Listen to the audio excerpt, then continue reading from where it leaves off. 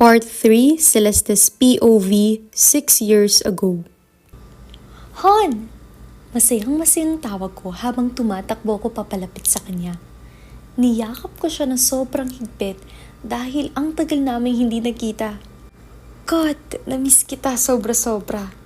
He planted a kiss on top of my head while hugging me. Halos maiyak ako pero pinigilan ko.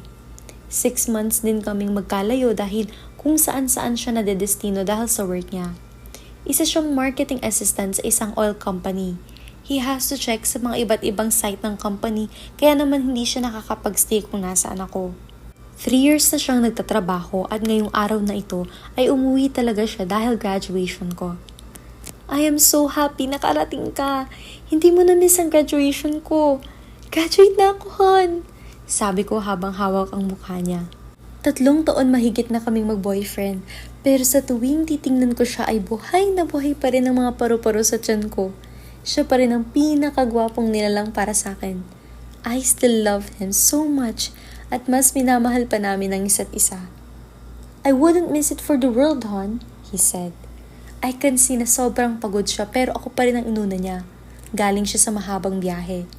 Congratulations, hon. I love you so much, he said as he handed over yung flowers na dala-dala niya para sa akin. Thank you, I love you too. Ang ganda, hon, pero mas natutuwa ako kasi nandito ka. Paglalambing ko sa kanya.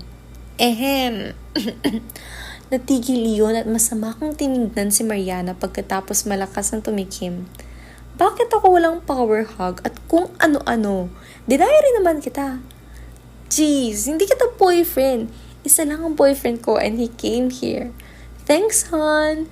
Baling ko ulit kay Vincent na tumatawa sa aming magpinsan. Hay nako, bagay na bagay talaga kayong dalawa. Masiglang bati sa amin ni Mama.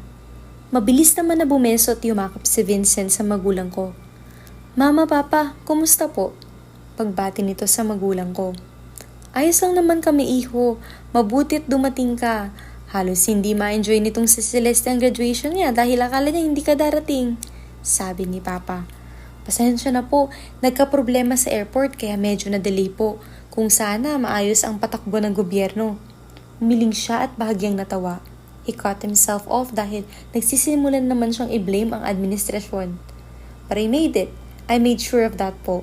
Dagdag niya na lamang habang kumakamot sa bato. Yun naman ang mahalaga. Yung nandito ka. Yumakap ako sa tagaliran niya. Ngumiti naman siya at inakbayan ako.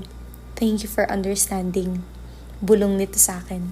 I smiled and kissed him on his cheeks. Nagtawanan naman ang pamilya ko. Let's eat outside.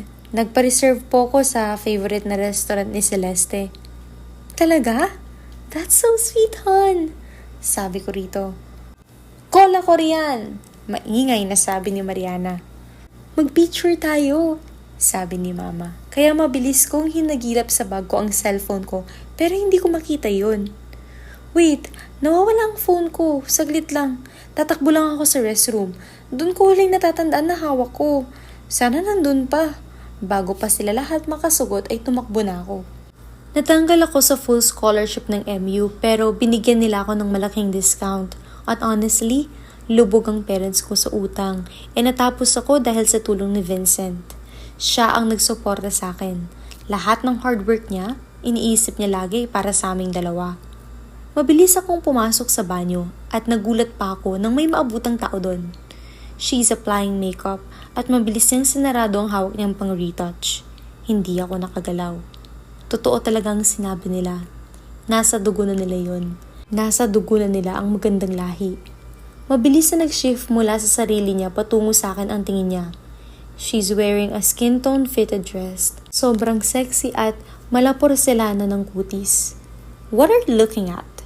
Napatitig ako sa kanya at kinabahan nang makitang nakataas ang kilay nito. Kapag nakita mo siya, ang masasabi mo lang ay ito yung tipo ng gandang may karapatang magmaldita. Wala akong insecurity na nararamdaman. Instead, I am so amazed. Sobra akong humahanga dahil sa physical feature niya. Idagdag mo pa ang mga achievement niya na naririnig ko na dati pa. Miss Montenegro, nabanggit ko ang pleyedo niya. OMG, even her name, Diyos ko, maganda na agad pakinggan. You can call me Celestine, Sabi nito at dahan-dahang lumapit sa akin.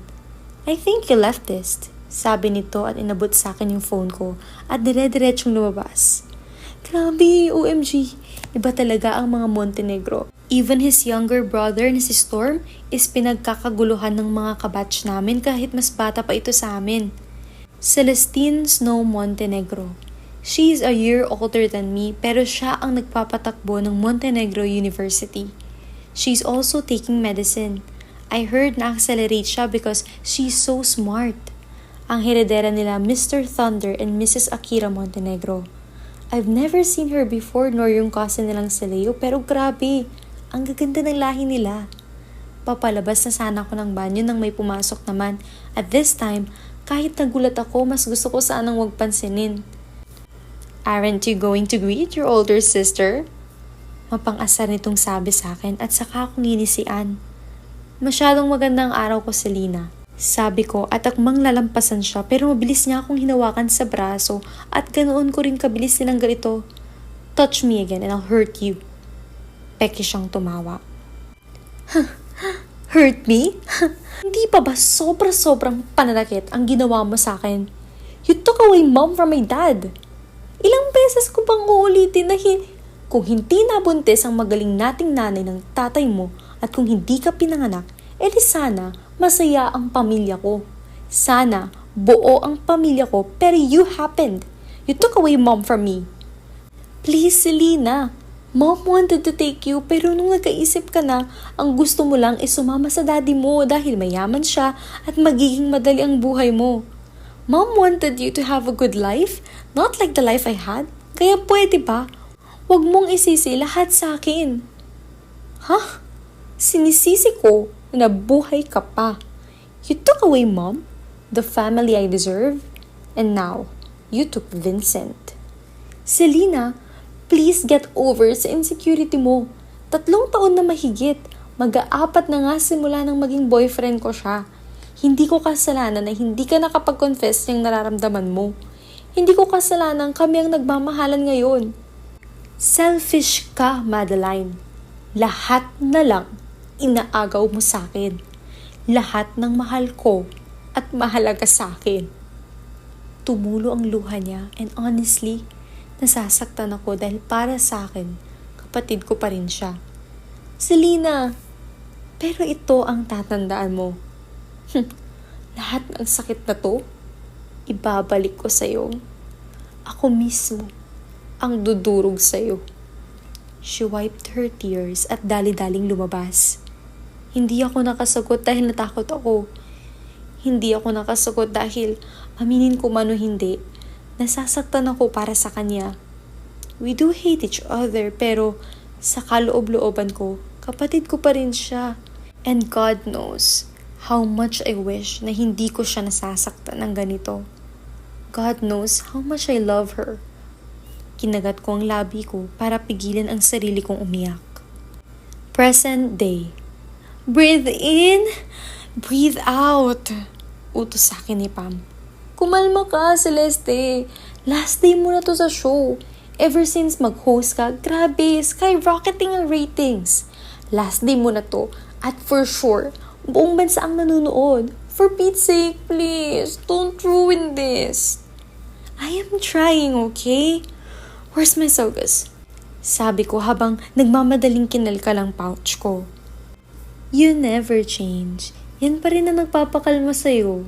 Sabi nito. Pam helped me unwrap my sugus.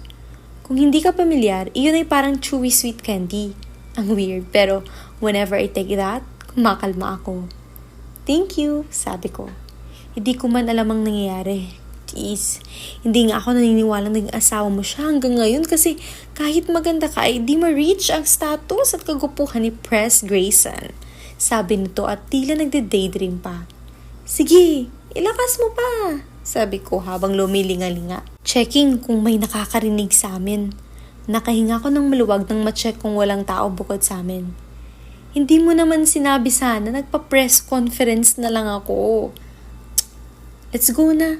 Alam mo naman ang mga itatanong mo. Just be professional, okay? Unless, pet mo pa si Mr. President.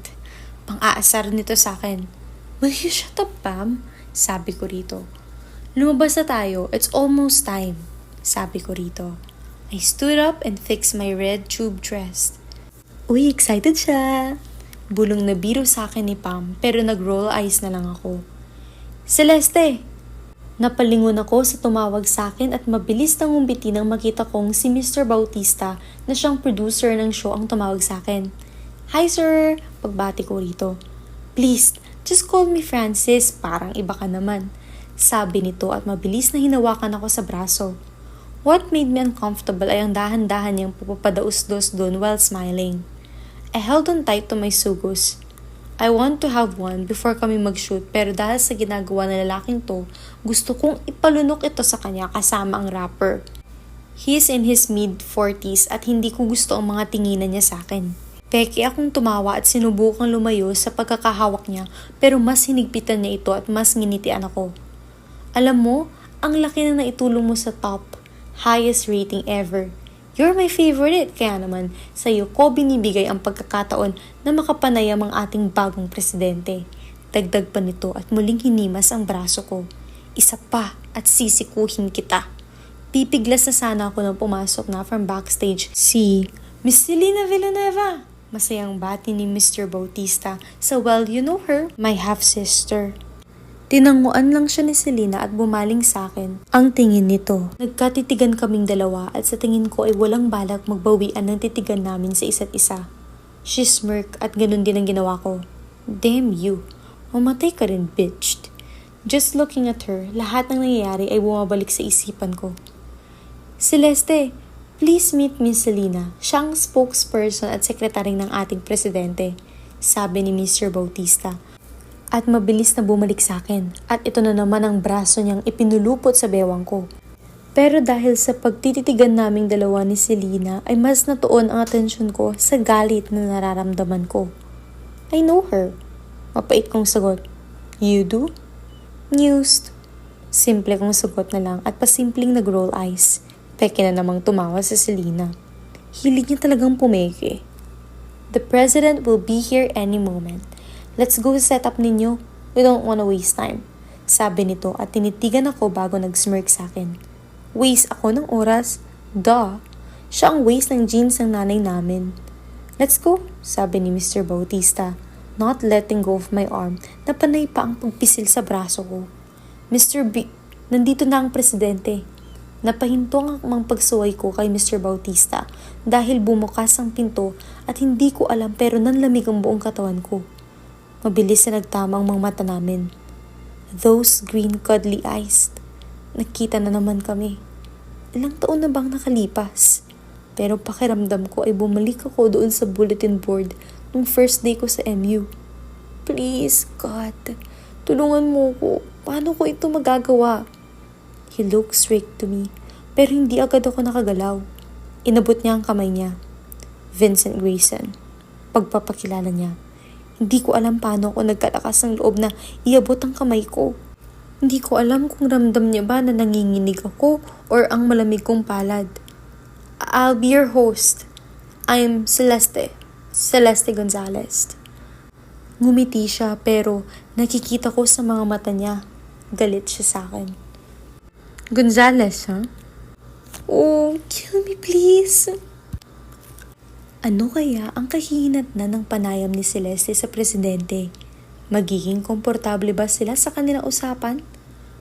Mauungkat kaya ang kanilang mga nakaraan sa isang live TV show na ito? Abangan sa mga susunod na kabanata.